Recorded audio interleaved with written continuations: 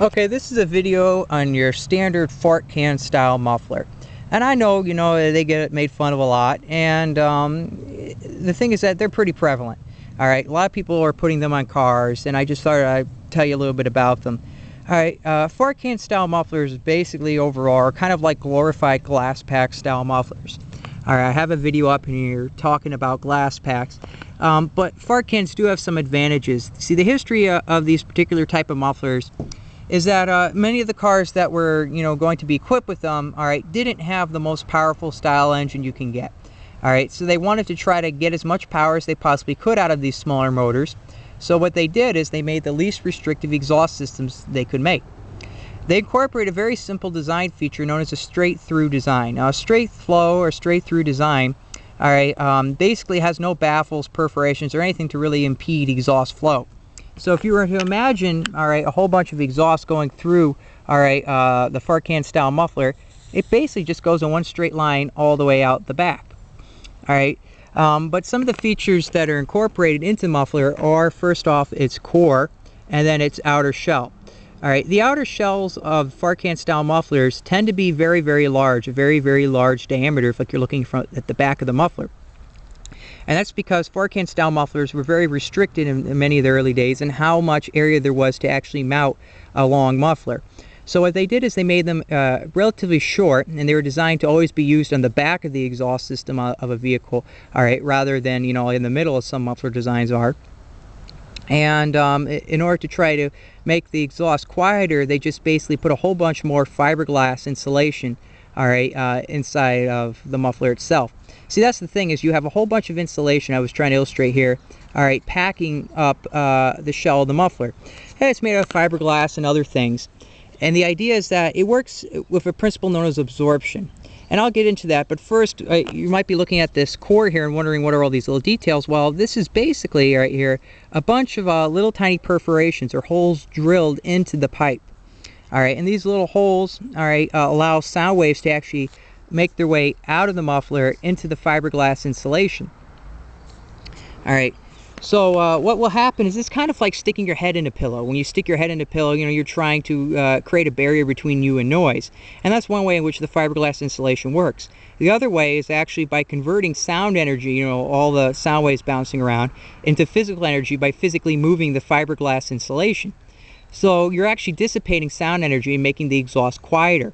Another way in which these perforations work is actually by a process known as clipping. I explained this in my other videos, but many people might come across this video and never seen any of my others. This is trying to be a representation of clipping. Essentially what you have here is a sound wave, a nice arc. All right, and imagine it going down a tailpipe. All right, what you have here is like a perforation in that pipe.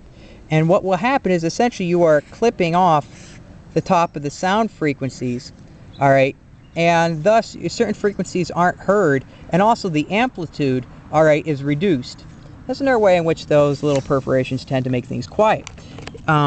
Now, another interesting thing about these fart can style mufflers, all right, is that they're usually equipped with rather large exhaust tips sticking out the back end. Now, it can be a conventional tip, or it might be one of those slash cuts, might be a burnt tip, whatever. They're designed not just for cosmetic purposes, but actually do serve some function in the overall design of the exhaust. All right, the first off the bat is high frequency sound waves have a relatively high frequency, a high hertz, right? So when they get into a rapid expansion, an increase in diameter, or how big a pipe is, all right, they try to expand and they can't hold that energy. So essentially they actually kind of fizzle out. They fizzle out and you can't hear those high frequencies anymore, but at the same time, all right, frequencies might become deeper, and also, all right, certain deep frequencies are actually amplified, as if that giant tailpipe acts as one giant like megaphone like they used to have on the old record players. All right, so there is some acoustic properties trying to make the smaller engine sound deeper and more muscular, but it also actually has very, very minuscule performance enhancements. Now, you see, you can't go from like a 1.5 inch diameter pipe to a 5-inch diameter pipe and expect to gain any power or increase the exhaust flow rate of your car. All right, the general rule is that the most narrow part of your tailpipe is going to dictate the maximum amount of flow of your exhaust. But what can happen is some strange vacuum effects. Essentially, imagine you have the exhaust gas going out from this diameter pipe into this diameter pipe. What's going to happen is now it's going to have a rapid expansion, and there's going to be like a vacuum, and all that exhaust is going to want to be, in a sense, almost suctioned out. It's called exhaust scavenging. Now, you're not really, like, adding much power at all to your exhaust system, but it's just allowing, facilitating exhaust to flow through the exhaust system.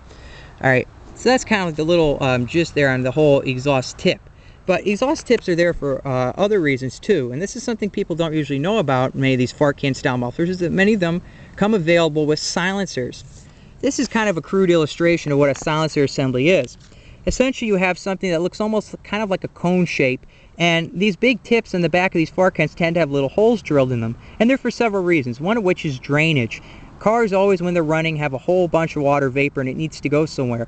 So instead of sitting in the exhaust tip and rotting out, it could kind of drip out of the little hole. But also, you can bolt through these holes, all right, your silencer.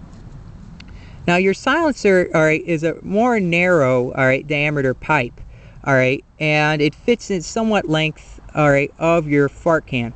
All right, and what will happen is sound waves and exhaust will either go into the pipe or they'll be forced to go around, and when they go around, they end up over here. And what happens is this kind of wedge assembly acts like a baffle. All right, so it takes sound waves, all right, that are going like this, and now they hit a wall. They're going to actually bounce back and cancel out into each other. All right, now the waves that doesn't happen to might be reflected back into, all right, the fiberglass insulation, and that, of course, helps with absorption principles. What doesn't happen, in that manner or this manner, ends up going down the thin diameter pipe. And that goes through another process known as constriction. Constriction is basically you have a whole bunch of sound frequencies that are now bunched up and forced to collide into each other inside this pipe. And that cancels a lot of sound out. Now, it goes out this pipe and exits out the back, and then, goes through the big exhaust tip and whatever.